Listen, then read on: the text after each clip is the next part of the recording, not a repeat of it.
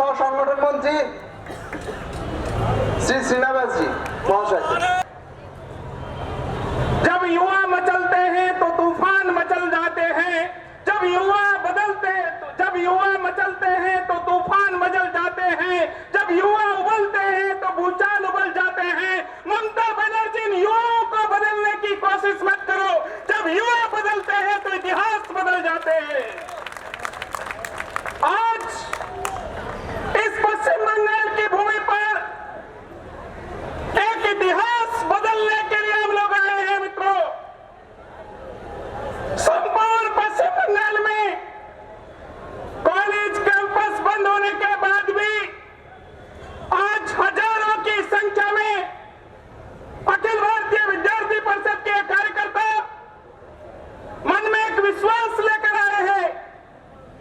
हमारे राष्ट्रीय संगठन मंत्री आदरणीय आशीष जी, महामंत्री बहन निधि त्रिपाठी जी और तमाम वक्ताओं ने अलग अलग मुद्दों पर आपके सामने अपने विचार रखे। हमारा मकसद केवल सत्ता परिवर्तन करना नहीं है।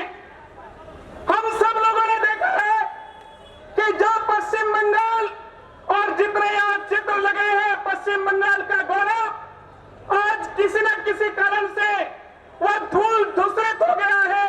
आज पश्चिम बंगाल राजनीतिक दृष्टि से भी पिछड़ा है, आज पश्चिम बंगाल आर्थिक दृष्टि से भी पिछड़ा है, आज पश्चिम बंगाल यह सांस्कृतिक संकट से भी गुजर रहा है। और इतना ही नहीं मित्रों, यह पश्चिम बंगाल आज संवेदनाओं से शून्य राज्य के तंत्र के अधीन दिखाई देता है।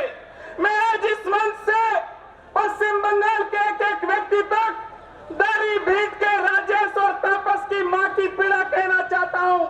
मैं आज दाढ़ी भीट बोल रहा हूं। आज से 2 साल पहले 20 सितंबर 2018 को इस्लामपुर के दाढ़ी भीट के सरकारी स्कूल में 2 बच्चे राजेश और तापस जो बंगला भाषा का आंदोलन कर रहे थे, उनको गोलियों से भून दिया गया।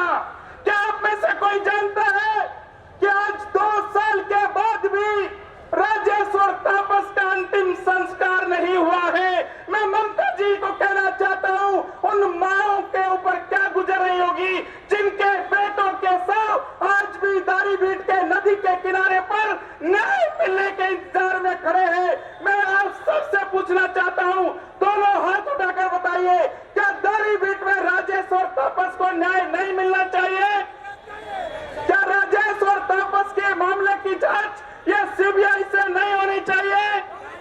क्या दोषियों को सजा नहीं मिलनी चाहिए? क्या 20 सितंबर को बंगला भाषा दिवस नहीं घोषित होना चाहिए?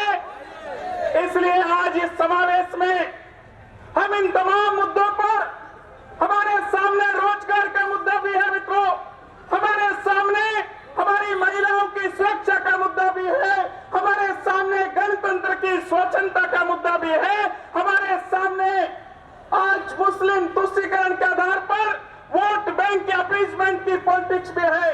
मित्रों, पिछले महीने 1 महीने से मैं इस पश्चिम बंगाल में हूं। मैं आपके माध्यम से एक बात कहना चाहता हूं। मैंने कई लोगों से बात किया कि इस देश के अंदर क्या परिवर्तन हुए, तो हर जगह से मुझे एक आवाज सुनाई देती है कि आज देश के अंदर धारा 370 समाप्त हो गई, आज देश के अंदर राफेल आने से भारत की सेना मजबूत हो गई, आज इस देश के अंदर 500 वर्षों के इंतजार के बाद भगवान श्री राम के मंदिर का निर्माण कार्य प्रारंभ हो गया। अरे जय श्री राम से डर किसको लगता है? अगर रामायण पढ़ेंगे तो जय श्री राम से डर राक्षसों को लगता है, लेकिन राम भक्तों के हृदय में तो जन जन के राम और जन जन में राम होते हैं।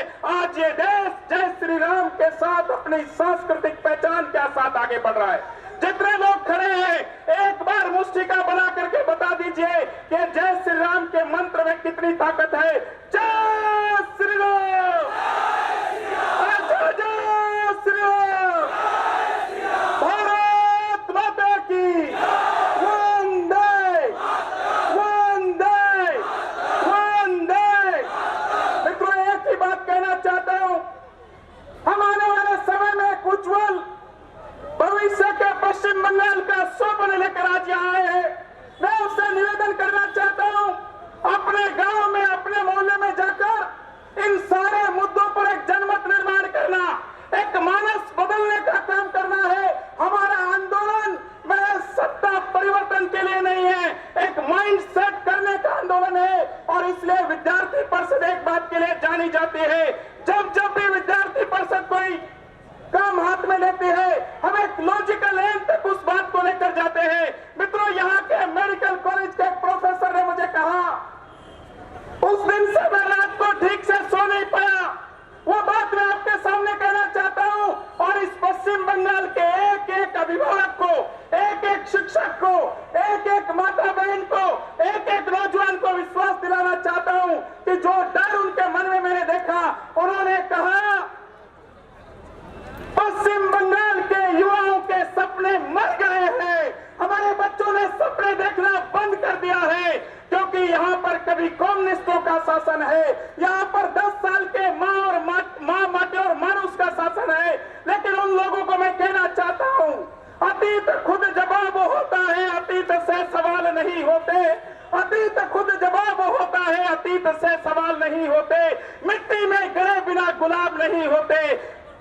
चिराग की तरह जलना पड़ता है दोस्तों, महज मुठ्ठियां खींच लेने से इनकलाब नहीं होते, महज मुठ्ठियां खींचने से इनकलाब नहीं होते। इसलिए विद्यार्थी परिषद का संघर्ष, इस पश्चिम बंगाल के सांस्कृतिक जागरण का संघर्ष, यह पश्चिम बंगाल उसी विवेकानंद के गौरव को वापिस लाना चाहता है जिन्होंने वेदांत के आधार पर दुनिया को जगाया।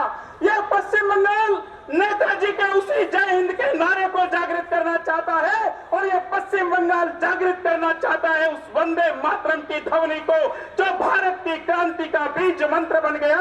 इसलिए आज अखिल भारतीय विद्यार्थी परिषद का यह महासमावेश एक एक व्यक्ति को विश्वास दिलाता है कि आने वाले दिनों में ना तो पश्चिम बंगाल के और ना मेरे बैठे हुए यहाँ मेरे भाई और बहनों के किसी के सपने को और विद्यार्थी परिषद मरने नहीं देगा।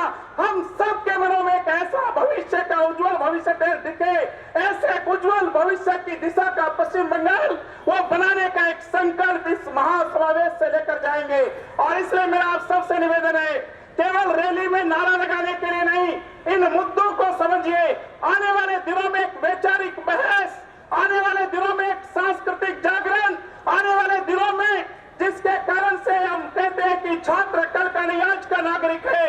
इसलिए इस पश्चिम बंगाल की राजनीति की दिशा क्या होनी चाहिए, इस पश्चिम बंगाल में उद्योग का वातावरण कैसा होना चाहिए, इस पश्चिम बंगाल में हमारी बहनों की सुरक्षा कैसी होनी चाहिए, ये तमाम मुद्दों के आधार पर आने वाले समय में हम आप सब लोग मिलकर के पश्चिम बंगाल को जगाएंगे।